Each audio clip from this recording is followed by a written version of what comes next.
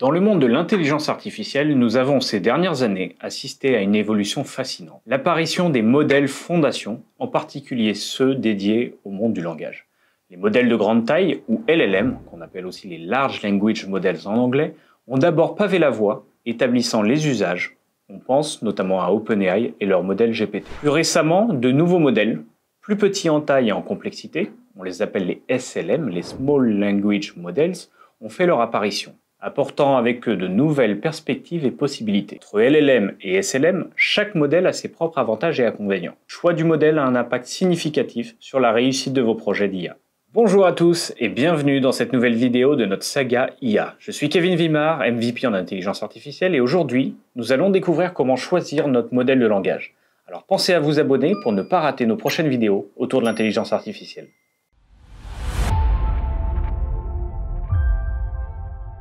Microsoft propose via Azure Machine Learning un catalogue de modèles de langage regroupant ceux de chez OpenAI, comme les modèles GPT, GPT-4o par exemple, les Llama de chez Meta, Mistral, les Français, mais encore beaucoup d'autres.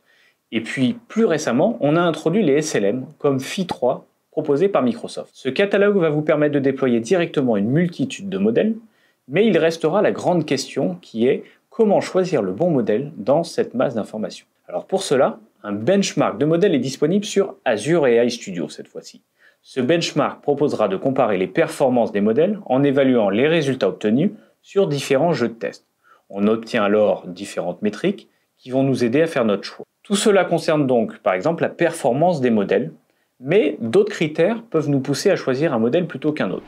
Le choix entre LLM ou SLM repose majoritairement sur le niveau de complexité et de performance attendu. Les LLM sont plus puissants, mais les SLM offrent plus de flexibilité. On en aura besoin notamment pour des applications en temps réel ou quand un fine-tuning ou une mise à jour régulière du modèle est nécessaire. Un autre critère de choix pourra être le coût. Comme nous l'avons dit, le coût d'hébergement d'un petit modèle est souvent inférieur, tout comme son coût à l'utilisation, le fameux Pay as you go. La petite taille des SLM leur permettra d'être plus facilement déployés sur des serveurs privés, en local ou sur des appareils mobiles.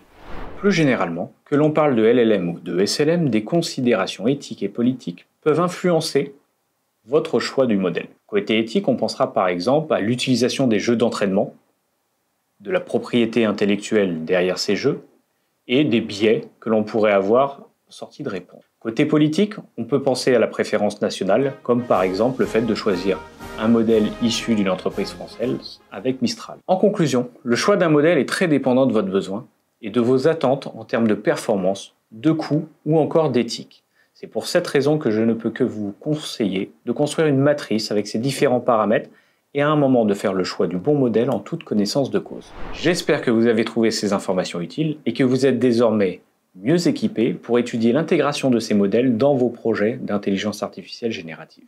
Alors n'hésitez pas à nous contacter via le lien en description si vous souhaitez être accompagné pour faire votre choix et travailler ensemble vos futurs projets d'innovation. Merci de nous avoir suivis. Si cette vidéo vous a plu, pensez à liker et commenter. Et abonnez-vous pour ne pas rater les prochaines. À très bientôt!